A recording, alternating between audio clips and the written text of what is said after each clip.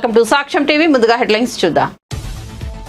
వైసీపీలో చేరిన మాజీ మంత్రి శైలజానాథ్కు పార్టీ కండువా కప్పి ఆహ్వానించిన జగన్ నాయకత్వంలో పనిచేయడానికి సిద్ధంగా ఉన్నారన్న శైలజానాథ్. కూటమి ప్రభుత్వం హామీలను అమలు చేయడం లేదని విమర్శ.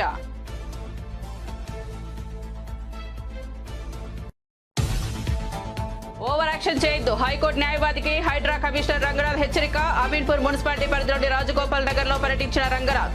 బాధితుల సమస్యలు వింటుండగా జోక్యం చేసుకున్న హైకోర్టు న్యాయవాది ముఖ్యం, మీరు ఓవర్ యాక్షన్ చేయవద్దని హైడ్రా కమిషనర్ హెచ్చరిక. మాదాపూర్ లో కిసాన్ అగ్రిషో 2025 ప్రారంభించిన మంత్రి తుమ్మల. కిసాన్ హైదరాబాద్ వ్యవసాయంలో విభిన్న వాటాదారులను విజయవంతంగా ఒకచోట చేర్చిన ఒక వినూత్న ప్రయత్నమని వ్యాఖ్య.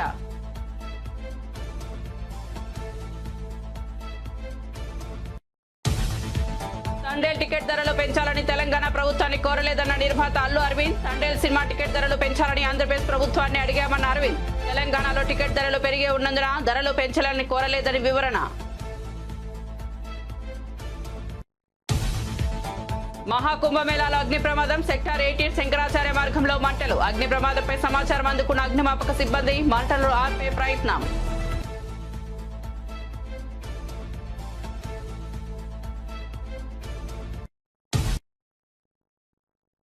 ఇక వార్త వివరాల్లోకి వెళ్తే, మాజీ మంత్రి శైలజానాథ్ తో పాటు వైసీపీలో జాయిన్ అయిన అతని అనుచరులు ఏపీసీసీ అధ్యక్షులు వైఎస్ షర్మిలకు బిగ్ షాక్ తగిలింది.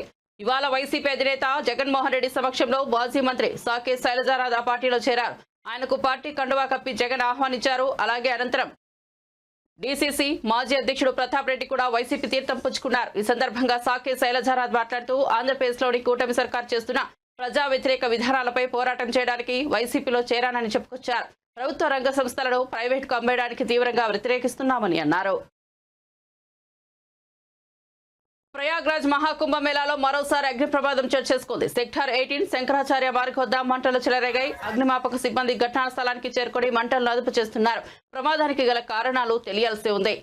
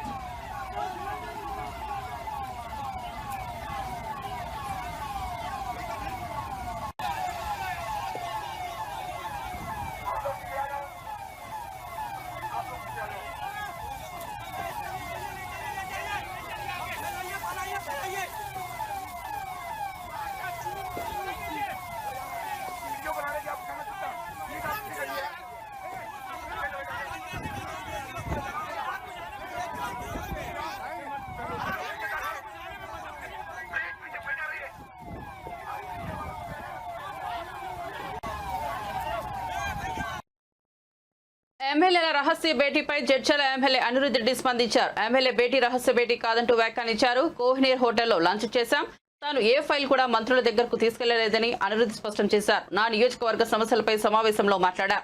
బీఆర్ఎస్ హయాంలో ఆక్రమణకు గురయ్యాయి, భూముల అన్యాక్రాంతంపై విచారణ చేయాలని కోరా. భూముల అన్యాక్రాంతం ఎవరు చేశారో విచారణలో తేలుతుందని అనిరుద్ వ్యాఖ్యానించారు.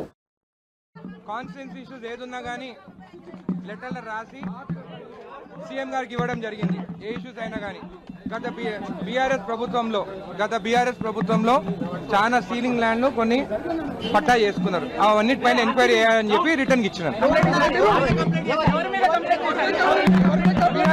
పాత గవర్నమెంట్ బీఆర్ఎస్ పైన ప్రభుత్వంలో ఏవైతే సీలింగ్ భూములన్నీ పట్టాలు చేసుకున్నారో వీటిపైన ఎంక్వైరీ చేయాలని చెప్పేసి సీఎం గారికి రిటర్న్ రాతపూర్వకంగా ఇవ్వడం జరిగింది.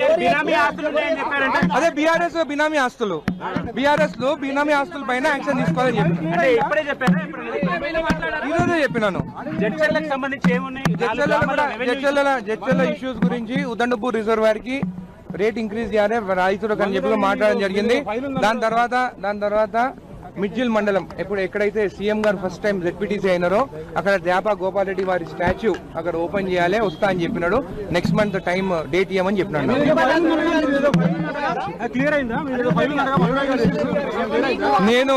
నేను నా జీవితంలో నాకున్నది ఒక కొడుకు, ఆ కొడుకు మీద ఒట్టేసి చెప్తున్నా, నేను ఎప్పుడు గాని గవర్నమెంట్ ఫైల్ కానీ ఎప్పుడు నేను బ్రోకరేజ్ చేయలేదు. ఎక్కడికి ఫైల్ గురించి నేను పోలేదు. అది తప్పు వాస్తవాలు అని చెప్తున్నాను. సిఎల్పి మీటింగ్ ప్రతి కాన్స్టిట్యున్సీ గురించి మాట్లాడాలి. కాన్స్టిట్యున్సీ ల్యాండ్ కి సంబంధించి చాలా మేరకు అవకతవకలు జరిగాయని మీరు చెప్తున్నారు కదా, ఇక్కడ జరిగాయి? కొన్ని జరిగినాయి, రిటర్న్ లో ఇచ్చినాము. త్వరలో అన్ని ఎంక్వైరీ చేసి బయటకు వస్తుంది. నా ఒక్క దగ్గరైనా కాదు, సీలింగ్ భూములు కానీ మిగులు భూములు ఎక్కడైనా కానీ ప్రాబ్లం ఉంటే ఎంక్వైరీ చేయమని చెప్పి రిటర్న్ ఇచ్చిన. మీ డిన్నర్ మీటింగ్ సంబంధించి చర్చ జరిగిందా? లేదు, ఏం మాట్లాడు, ఏం లేదు.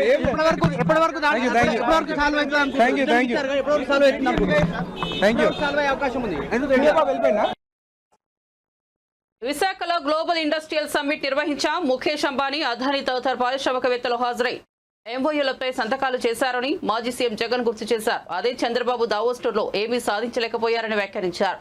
తాను పెట్టుబడులు తీసుకురాగలరని, అదే చంద్రబాబుతో తాను ఉన్న తేడాన్ని వ్యాఖ్యానించారు.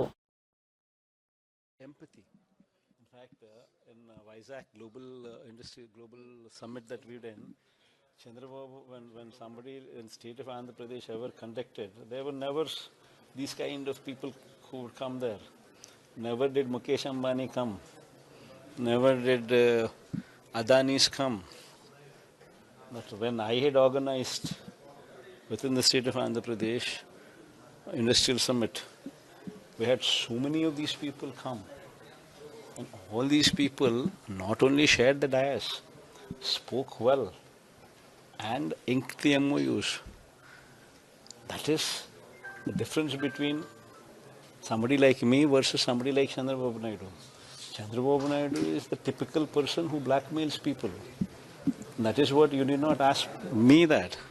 You should say this, you should put this mic in front of Sajjan Jindal.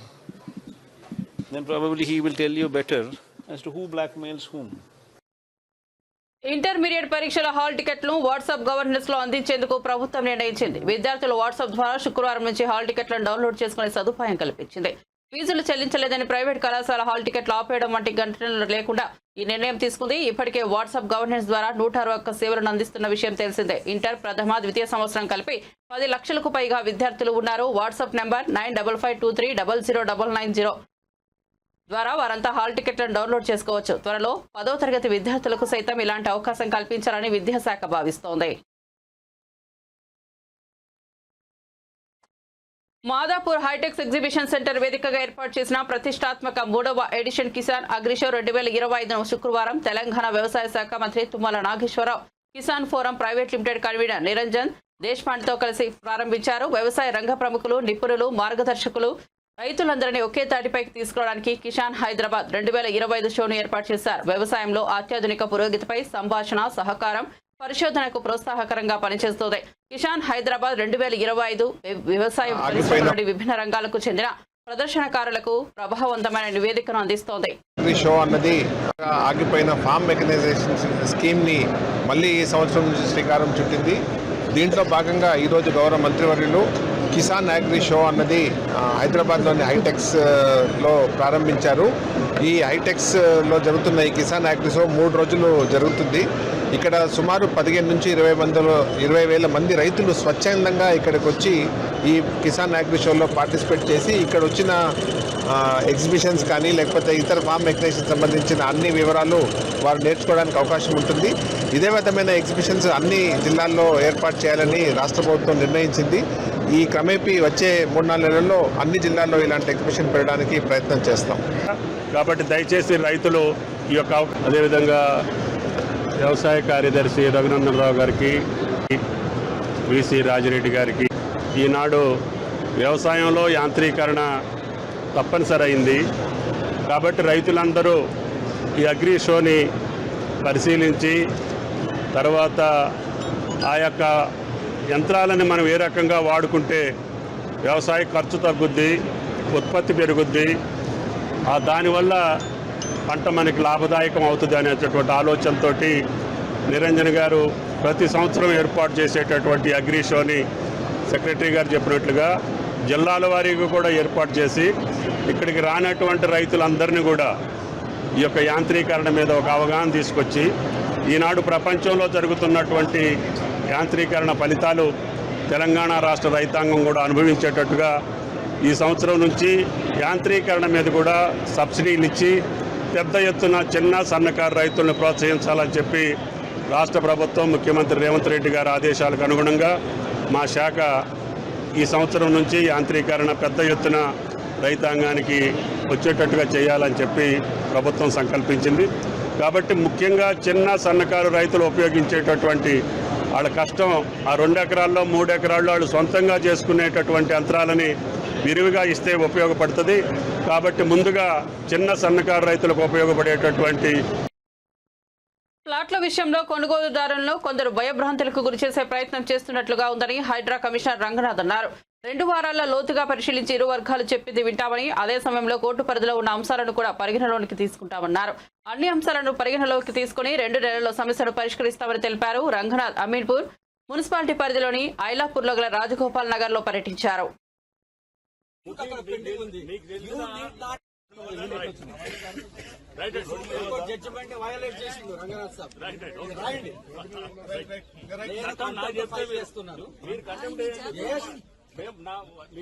రావాలి ఇవాళ అది కూల కొట్టి అన్యాయం చేశారు. ఇలా మీరు ఎట్లా ఎంటర్ అవుతారండి? టైటిల్ డిస్ప్యూట్ అక్కడ పెండింగ్ ఉంది. You need not come, should not come. Ayapur village మీకు తెలిసిన కొంచెం నాలెడ్జ్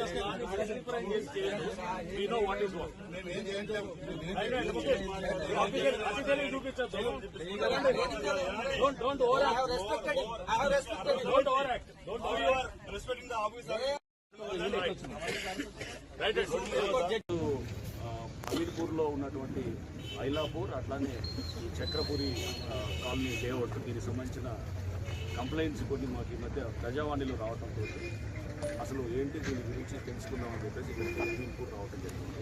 మొదట ఐలాపూర్ అక్కడికి వెళ్ళినప్పుడు అక్కడ మాకు వచ్చిన కంప్లైంట్, స్థానికంగా వచ్చిన కంప్లైంట్ అక్కడ చాలామంది అంటే వేలాది మంది, దాదాపు 5,000 పైన మంది ప్లాట్లు కోల్పోయాం. దాంట్లో మేమంతా కూడా చాలామంది లోయర్ ఇన్కమ్ సెగ్మెంట్ ఉన్నాము, మిడిల్ ఇన్కమ్ సెగ్మెంట్ వాళ్ళు అందరూ ఉన్నాము. సో అక్కడ ఆ ప్లాట్లు 1985లో అప్పుడు మేము లేఅవుట్ ద్వారా కొన్నది చాలా ప్లాట్స్ కూడా. దాని తర్వాత గవర్నమెంట్ అది మా ల్యాండ్ అని చెప్పి క్లెయిమ్ చేసి గవర్నమెంట్ బట్ దాని మీద తర్వాత హైకోర్టు కూడా చేసినటువంటి జడ్జిమెంట్స్ ద్వారా అది గవర్నమెంట్ ల్యాండ్ కాదు, ఇది పట్టా ల్యాండ్ అని చెప్పేసి కూడా ఇచ్చారని చెప్పేసి వాళ్ళ వాదన. గవర్నమెంట్ వైపు నుంచి ఇది గవర్నమెంట్ ల్యాండ్ అని క్లెయిమ్ చేసింది. అంటే ఈ రెండింటి మధ్యలో ఇలా గవర్నమెంట్ ల్యాండా లేకపోతే అది లేఅవుటా అనేది ఉన్న క్రమంలో ఇంకొక 3వ వ్యక్తి వచ్చారు. వచ్చి ఆయన స్థానికంగా అడ్వకేట్ ముఖీం గారని చెప్పేసి ఉన్నారు. సో ఆయన వచ్చేసి ఆయన మా ల్యాండ్ని గ్రాప్ చేయాలనేది దీంతో వచ్చారనేది వాళ్ళు మాకు ఇచ్చినటువంటి కంప్లైంట్, ప్రజావాణిలో ఇచ్చినటువంటి కంప్లైంట్.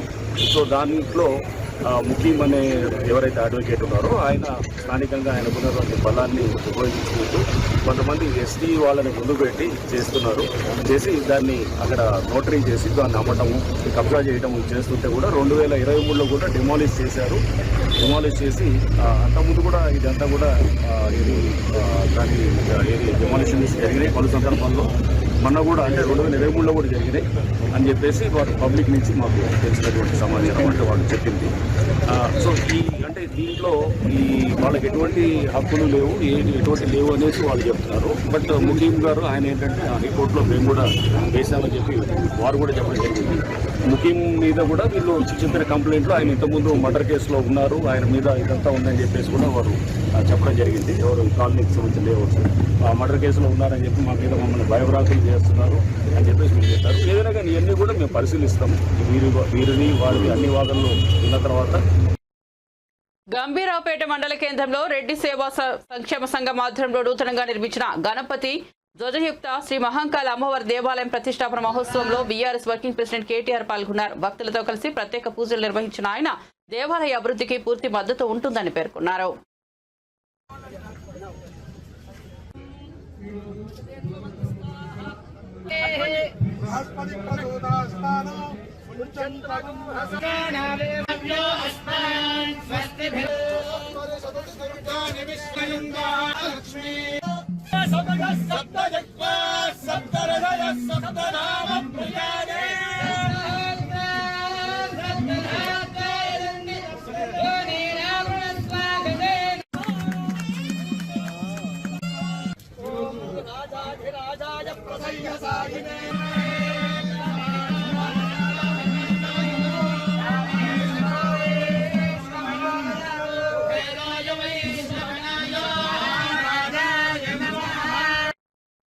ఆంధ్రప్రదేశ్ కు విభజన చట్టంలో పేర్కొన్న విధంగా కేంద్ర ప్రభుత్వం తగిన సహాయ సహకారాలు నిధులు మంజూరు చేయాల్సి ఉన్న అధికారం కోసం రాజకీయ పార్టీలో రాష్ట్ర అభివృద్ధిని పక్కన పెడుతున్నారని, ఆంధ్రప్రదేశ్ రాష్ట్రాన్ని నయవంచన చేస్తున్నారని ప్రత్యేక హోదా విభజన హామీల సాధన సమితి రాష్ట్ర అధ్యక్షుడు తలసాని శ్రీనివాస్, ప్రధాన కార్యదర్శి జేడీ లక్ష్మీనారాయణ విమర్శించారు.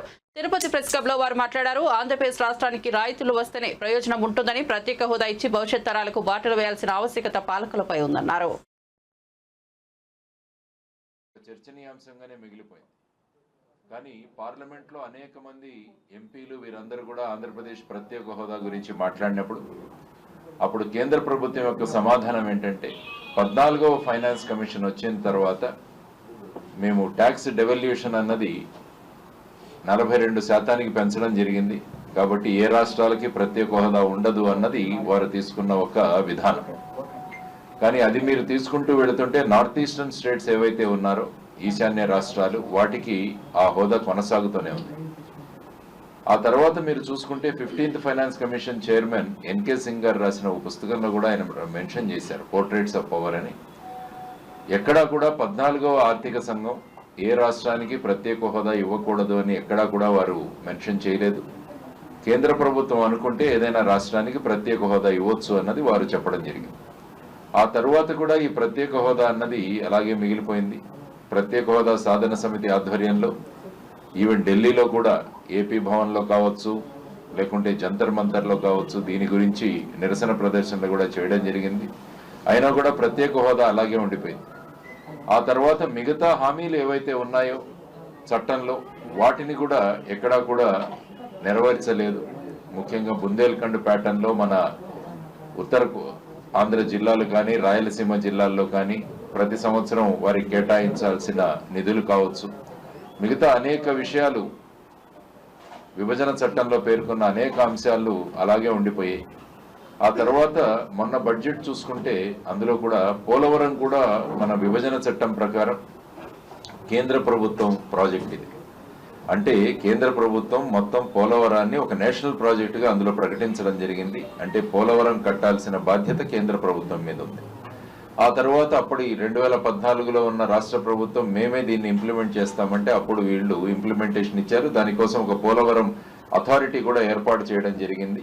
ఆ అథారిటీ యొక్క ఆధ్వర్యంలో పోలవరం ప్రాజెక్ట్ నిర్మాణం కొనసాగుతుంది.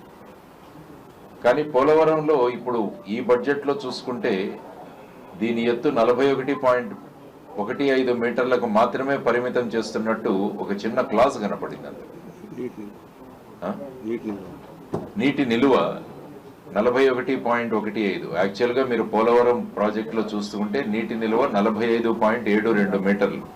దానికి ఉండాల్సిన బాధ్యత ఆ విధంగా పోలవరం ప్రాజెక్టును నిర్మాణం చేస్తే ఈ విధంగా నిర్మాణం 45.72 మీటర్లు గనక చేయగలిగితే అందులో సుమారుగా 960 మెగావాట్ల హైడ్రో పవర్, తర్వాత 28.5 లక్షల ప్రజలకి డ్రింకింగ్ వాటర్ సప్లై అంటే మంచినీటి సరఫరా, అందులో 611 గ్రామాలకి, తర్వాత 80 టీఎంసీల నీరు కృష్ణా నదికి డైవర్ట్ చేయడానికి కూడా, ఆ తర్వాత ఇరిగేషన్ పొటెన్షియల్ సుమారుగా 4,36,825 హెక్టార్కి ఇరిగేషన్, ఇవన్నీ కూడా చేసేది. తర్వాత 23.44 టీఎంసీలు విశాఖపట్నం ఇండస్ట్రీస్ కానీ ముఖ్యంగా వైజాగ్ స్టీల్ ప్లాంట్ కోసం తీసుకురావడం, ఈ విధంగా అనేక ప్రపోజల్స్, అనేక విధానాలు ఈ Polavaram project. Nandigama municipal chairman గా కృష్ణకుమారి బాధ్యతలు స్వీకరించగా ఎమ్మెల్యే సోమియాముకు అభినందనలు తెలిపారు. ప్రజల సమస్యలను పరిష్కరించేందుకు త్వరలో నందిగామ మున్సిపాలిటీ వాట్సాప్ సేవలు ప్రారంభించనున్నట్లు తెలిపారు. మున్సిపల్ అధికారులతో చర్చించి ప్రణాళిక రూపొందిస్తామని, ప్రతి ఒక్కరికి ఉపయోగపడేలా సేవలు అందుబాటులోకి తీసుకొస్తామని చెప్పారు.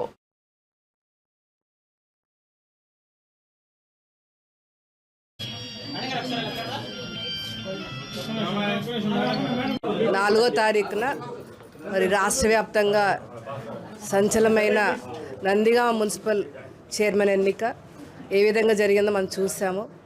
మేమందరం కూడా కలిసికట్టుగా పోరాటం చేసి మరి కౌన్సిలర్స్ ఆమోదంతో, అదేవిధంగా అధిష్టానం ఆమోదంతో మరి నందిగామ మున్సిపల్ చైర్మన్గా మండవ కృష్ణకుమార్ని కానీ మేము ఎన్నిక చేయడం జరిగింది. అది చాలా సంతోషంగా ఉంది. ఎందుకంటే మేము 15 మంది సభ్యులతో నూతన బోర్డు ఏర్పాటు చేయబోతున్నాం. గత 5 సంవత్సరాలు వైసీపీ ప్రభుత్వ హయాంలో ఏ విధంగా రాష్ట్ర వ్యాప్తంగా కూడా ఏ విధంగా నాశనమైందో, నందిగామ కూడా పూర్తిగా అభివృద్ధిలో పక్కదారి పట్టేశారు. కేవలం బిల్స్, అదేవిధంగా కాంట్రాక్ట్ పనుల కోసమే మరి పనులు జరిగాయి. నాసిరకం పనులు చేశారు. అదేవిధంగా అభివృద్ధి పూర్తిగా పక్కన పడేశారు. ఇవన్నిటిని కూడా మేము ఛాలెంజ్గా తీసుకొని మరి రాబోయే సంవత్సరం అంతా కూడా చైర్మన్ గారి ఆధ్వర్యంలో నందిగామ మున్సిపాలిటీని అభివృద్ధి పదంలో నడిపిస్తాము. అదేవిధంగా ఈరోజు చైర్మన్ గారు మరి వారి చైర్లో కూర్చున్నారు. మనస్ఫూర్తిగా వారికి శుభాకాంక్షలు తెలియజేస్తున్నాం. తప్పకుండా కృష్ణకుమారి గారి ఆధ్వర్యంలో మరి మరిన్ని అభివృద్ధి కార్యక్రమాలు ఈ రాబోయే సంవత్సరంలో జరగబోతున్నాయి.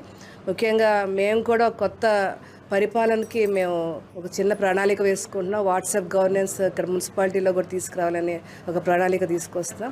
అది మేము కౌన్సిలర్స్, అదేవిధంగా కమిషనర్ గారు, స్టాఫ్ కూర్చొని ఏ విధంగా చేయాలో కూడా దాని మీద ఒక ప్రణాళిక వేసుకుంటాం. ముందుగా చైర్మన్ గారికి ఆల్ ద బెస్ట్ చెప్తూ, మరి ఎంతో కష్టపడి తెచ్చుకున్న సీట్ కాబట్టి మీరు తప్పకుండా దీన్ని బాధ్యతగా తీసుకోండి, ప్రజలకు అందుబాటులో ఉండండి, మంచి పరిపాలన ఇవ్వండి. All the best. లేదండి, మేము ఇక్కడ నందిగామ మున్సిపాలిటీ కూడా ప్రతి పనిని కూడా వాట్సాప్లో పెట్టి, పెండింగ్ ఫైల్స్ ఏమేమి ఉన్నాయి అన్నీ కూడా వాట్సాప్లో పెట్టి వేగవంతంగా క్లియర్ చేయడానికి మేము ఒక ప్రణాళిక వేసుకుంటున్నాము. అది భవిష్యత్తులో రూపొందిస్తాం. మున్సిపాలిటీ అభివృద్ధికి ఏ రకమైన ప్రణాళిక ఉందండి? ప్రజలకు మౌలిక సదుపాయాలు కల్పించడం మా లక్ష్యం అండి. త్రాగునీరు, రోడ్స్, లైట్స్, అదేవిధంగా ఇళ్ళు, ఇవి బేసిక్ సౌకర్యాలు కల్పించడమే మా లక్ష్యంగా. మేము వైసీపీ హయాంలో నాసిరకం పనులు, తప్పుడు బిల్లు చేసుకున్నారని చెప్తున్నారు కదా, దాని మీద ఏమైనా చర్యలు తీసుకోవాలి? తప్పకుండా అండి, మేము వాటి మీద క్లియర్ రిపోర్ట్ తీసుకుంటాము. కొన్ని చూస్తే చాలా నాసిరకంగా ఉన్నాయి, తంతే జాలు పడిపోయేటట్లు ఉన్నాయి. అదేవిధంగా రోడ్లు అప్పుడే బయటకు వచ్చేస్తున్నాయి గుంటలు పడిపోయి. వీటన్నిటి మీద కూడా విజిలెన్స్ వేస్తాము, తప్పకుండా చర్యలు తీసుకుంటాం. సరే. ముద్రగడ పద్మనాభంపై దాడిని మాజీ ఎంపీ మార్గాని భరత్ తీవ్రంగా ఖండించారు. ఇది పిరికి పంద చర్యగా వ్యాఖ్యానించిన ఆయన చంద్రబాబు, పవన్ కళ్యాణ్ ఈ ఘటనపై బాధ్యత తీసుకుంటారా లేదా అని ప్రశ్నించారు. ముద్రగడను కలిసి పరామర్శించిన భరత్ ఇలాంటి ఘటనలు అప్రజాస్వామికమని వ్యాఖ్యానించారు. ఈరోజు గౌరవనీయులు ముద్రగడ్డ పద్మనాభం గారిని మర్యాదపూర్వకంగా కలవడము, అదేవిధంగా వారిని కూడా పరామర్శించడం కూడా జరిగింది. మొన్న ఒక పిరికి పంద చర్య కింద భావిస్తూ ఉన్నాము. ఎంతో పెద్ద వ్యక్తులు, గౌరవనీయులు, పెద్ద మనుషుల్ని ఈ రకంగా అగౌరవపరిచే కార్యక్రమం, ఆయన పైన దాడి చేసే కార్యక్రమము ఒక పిరికి పంద చర్యగా అభివర్ణిస్తూ ఉన్నాము. దీన్ని ఇమీడియట్గా తక్షణమే కూటమి ప్రభుత్వం స్పందించి చంద్రబాబు నాయుడు గారు, అదేవిధంగా పవన్ కళ్యాణ్ గారు, వీరిద్దరూ కూడా స్పందించాలి. ఇప్పుడు ఒక పెద్ద మనుషుల పైన ఈ రకమైన చిల్లర పనులు చేయిస్తూ ఉంటే వీరు ఎందుకు స్పందించట్లేదు ఒకటే అర్థం కావట్లేదు. మరి 1988లో కాపునాడు ఉద్యమం చేసినప్పుడు కొన్ని లక్షల మందితో ప్రజలు స్వచ్ఛందంగా అన్ని వర్గాల ప్రజలు, అటు కాపులే కాదు అన్ని వర్గాల ప్రజలు కూడా వచ్చి బ్రహ్మరథం బట్టి మరి అంత పెద్ద మనిషి కింద ఉన్న వ్యక్తిని ఎవరో చిన్న చిన్న కుర్రోళ్ళు కూడా ఈ రకంగా మాట్లాడుతూ ఈ రకంగా దాడి చేసే కార్యక్రమం చేస్తూ మరి చేస్తూ ఉన్నారు అని అంటే అసలు కూటమి ప్రభుత్వం ఏమనుకుంటుందో అర్థం కావట్లేదు. గతంలో కూడా ఎన్నో సంఘటనలు. తండేల్ సినిమా టికెట్ ధరలపై ప్రముఖ నిర్మాత అల్లు అరవింద్ ఆసక్తికర వ్యాఖ్యలు చేశారు. తెలంగాణలో టికెట్ రేట్లు పెంచమని అడగలేదని, అవసరం కూడా లేదని స్పష్టం చేశారు. అలాగే బెనిఫిట్ షో అనుమతి కోరలేదని, మాకు అంత బెనిఫిట్ అవసరం లేదని తెలిపారు. కేవలం ఏపీలో మాత్రమే టికెట్ ధరను 50 రూపాయలు పెంచమని కోరామని వెల్లడించారు. ఏపీలో టికెట్ రేట్స్ పెంచుకున్నారు కానీ తెలంగాణ పెంచలేదు అంటే అడగలేదా ఏంటి ప్రభుత్వాన్ని? అడగలేదండి. అంటే ఏంటి సార్, అంటే ఎందుకు సార్, అంటే పెంచితే 2 చోట్ల అడగాలి కదా. ఇక్కడ ఆల్రెడీ పెరుగున్నాయండి, ఇక్కడ ఆల్రెడీ పెరుగున్నాయి 295, 395. ఇక్కడ దాన్ని ఇంకా ఏం పెంచమంటామండి సార్? మరి బెనిఫిట్స్ ఇక్కడ పెరుగున్నాయండి, అక్కడ బాగా తక్కువ ఉన్నాయండి టికెట్స్. మేము పెంచమని రిక్వెస్ట్ చేసిన కూడా 50 రూపాయలే. మిగతా సినిమాలు లేగా ఇలా పెంచమని కాదు, జస్ట్ 50 రూపాయలు. బాబు ఇది కొంచెం రాయండి, స్పెసిఫిక్ ప్లేసెస్లో 50 రూపాయలు మాత్రమే పెంచాము, అది కూడా ఆ ఫస్ట్ వీక్ మాత్రమే పెంచాం అంతే. సార్ బెనిఫిట్ షోస్ ఏమైనా ఉంటున్నాయా? లేవండి, బెనిఫిట్ షోస్ లేవు, అంత బెనిఫిట్ వద్దు. చైతు ఏపీలో టికెట్ రేట్స్ పెంచుకున్నారు కానీ తెలంగాణ పెంచలేదు అంటే. బులెటిన్ ముగించే ముందు హెడ్లైన్స్ మరోసారి చూద్దాం.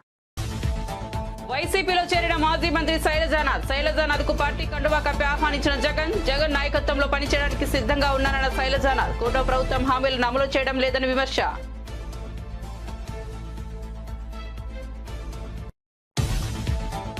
ఓవర్ యాక్షన్ చేయొద్దు, హైకోర్టు న్యాయవాదికి హైడ్రా కమిషనర్ రంగనాథ్ హెచ్చరిక. అమీన్పూర్ మున్సిపాలిటీ పరిధిలోని రాజగోపాల్ నగర్ లో పర్యటించిన రంగనాథ్. బాధితుల సమస్యలు వింటుండగా జోక్యం చేసుకున్న హైకోర్టు న్యాయవాది ముఖ్యం, మీరు ఓవర్ యాక్షన్ చేయవద్దని హైడ్రా కమిషనర్ హెచ్చరిక.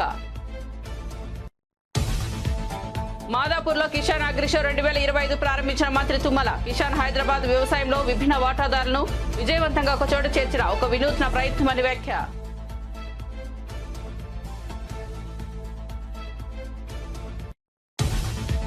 తండేల్ టికెట్ ధరలు పెంచాలని తెలంగాణ ప్రభుత్వాన్ని కోరలేదన్న నిర్మాత అల్లు అరవింద్. తండేల్ సినిమా టికెట్ ధరలు పెంచాలని ఆంధ్రప్రదేశ్ ప్రభుత్వాన్ని అడిగామన్న అరవింద్. తెలంగాణలో టికెట్ ధరలు పెరిగే ఉన్నందున ధరలు పెంచాలని కోరలేదని వివరణ.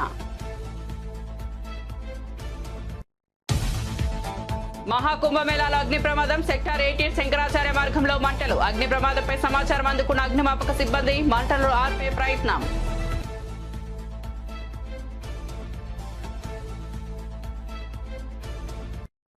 మరిన్ని అప్డేట్స్ కోసం చూస్తూనే ఉండండి సాక్ష్యం టీవీ.